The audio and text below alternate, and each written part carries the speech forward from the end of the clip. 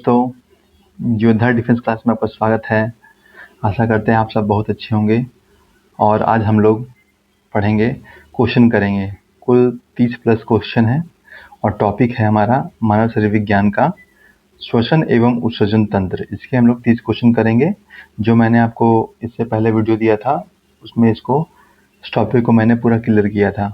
उसी के रिगार्डिंग हम लोग क्वेश्चन करेंगे। अगर आपने उसे अच्छे से पढ़ा होगा तो इसका आप 30 आउट ऑफ 30 क्वेश्चन सही करोगे। चलिए बिना देर करते हुए हम लोग स्टार्ट करते हैं। लेकिन फ्रेंड्स, योद्धा डिफेंस क्लास को लाइक, शेयर और सब्सक्राइब जरूर कर दीजिएगा और बेल आइकन पे प्रेस कर दीजिएगा, जिससे आपको हमारा जब भी मैं वीडियो अपलोड करूं तो आपको उसका नोटिफिकेशन मिल जाए। चलिए ज़्यादा देर नहीं करते हैं, स्टार्ट करते हैं।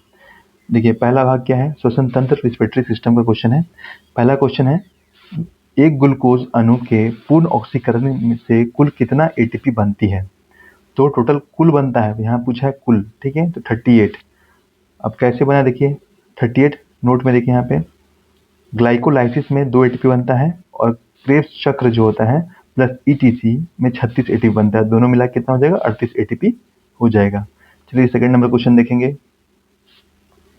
कोशिका नहीं सॉरी केचुआ अर्थवाम किसके द्वारा शोषण करता है? तो वो स्किन के थ्रू करता है, सी नंबर ऑप्शन। अब तीसरा नंबर देखिए, कॉकरोच तिलचट्टा में श्वसन किसके माध्यम से होता है? तो वो स्पाइरेकल होता है। क्यों? देखिए इस टाइप का स्पाइरेकल होता है, ठीक है। और ये जो गोल गोल सा दिख रहा है आपको, इस तरह से यहाँ से छिद्र होता है इसमें साइकिल जैसा, और यहाँ से वो श्वास लेता है, ठीक।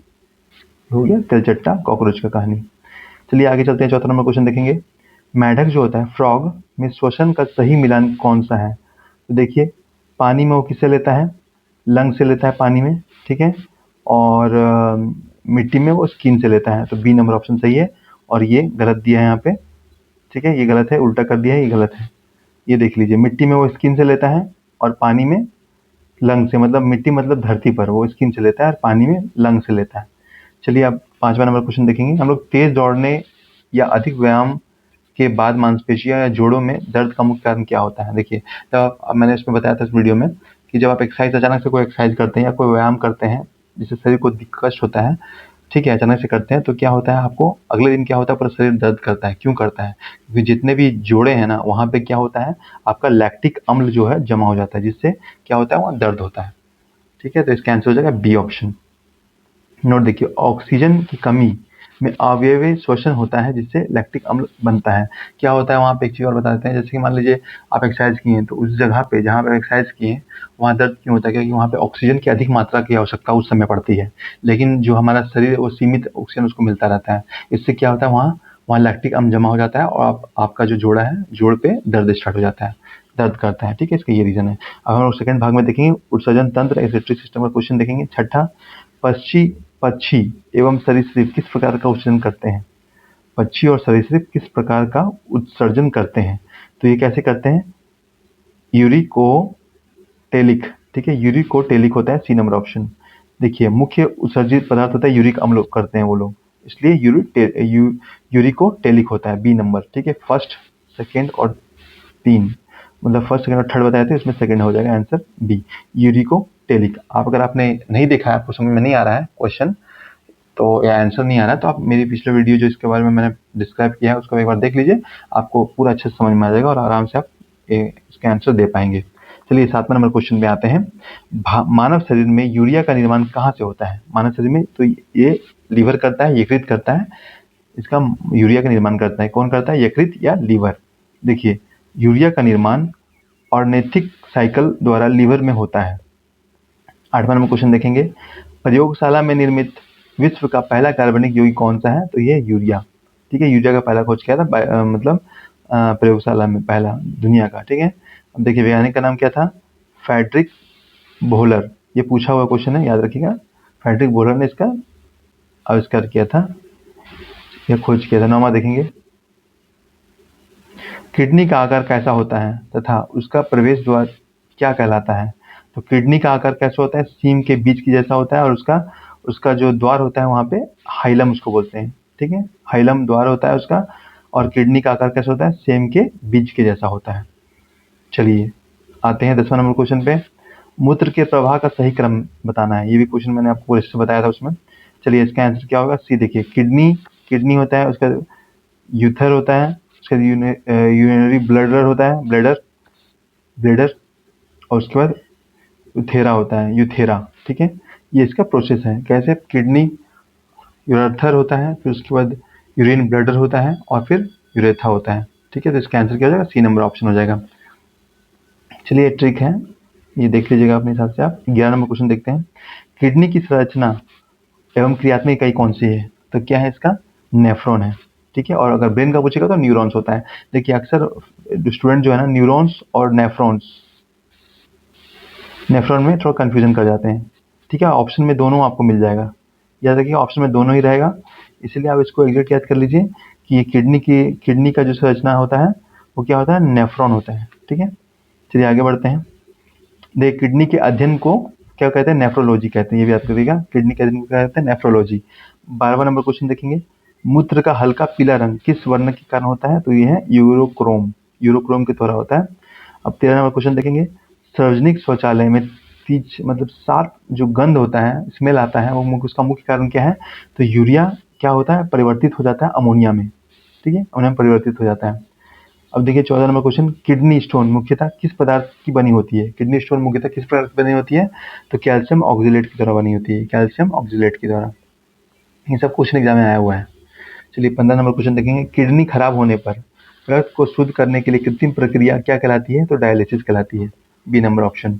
16वां नंबर क्वेश्चन देखेंगे, ऑर्थोपोडा संघ, कीट आदि में उत्सर्जन किसके द्वारा होता है, तो ये होता है आपका बी नंबर ऑप्शन, मेल मेलपीथियन।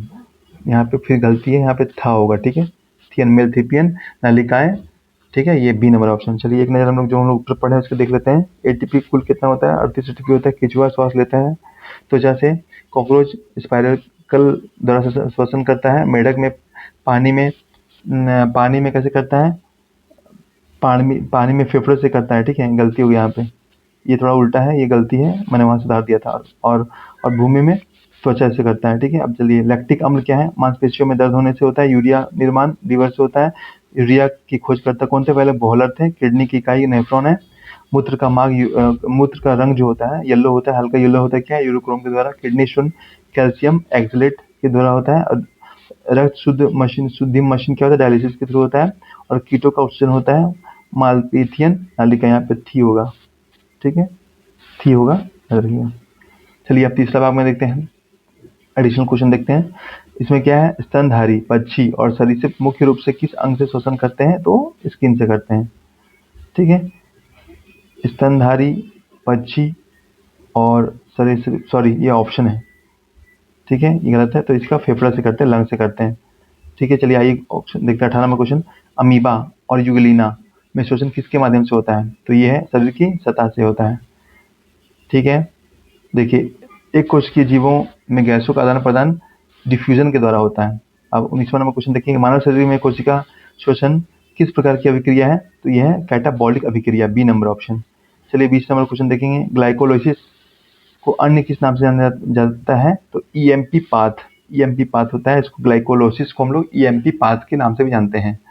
ठीक है, अब ईएमपी पाथ का फुल फॉर्म क्या होता है, इम्बेडेन मियरहोफ फेरेंस पाथवे। ठीक है, इसका फॉर्मूला भी पूछ सकता है, मतलब इसका फुल फॉर्म भी पूछ सकता है, आप उसको याद कर लीजिएगा, इंपॉर्टेंट है। चलिए आगे बढ़ते हैं, 21 नंबर क्वेश्चन देखेंगे, कोशिकीय श्वसन में क्रेब चक्र जो होता है साइकिल कहाँ संपन्न होता है, तो ये माइटोकॉन्ड्रिया में, बी नंबर ऑप्शन में। ठीक है, powerhouse of the cell बोलते हैं माइटोकॉन्ड्रिया को, याद रखिएगा। 22 नंबर क्वेश्चन देखेंगे, भोजन के पाचन के बाद नाइट्रोजन युक्त अपशिष्ट पदार्थों को बाहर निकालने की प्रक्रिया क्या कहलाती है, तो उत्सर्जन कहलाती है, एक्सक्रिएशन इंग्लिश में।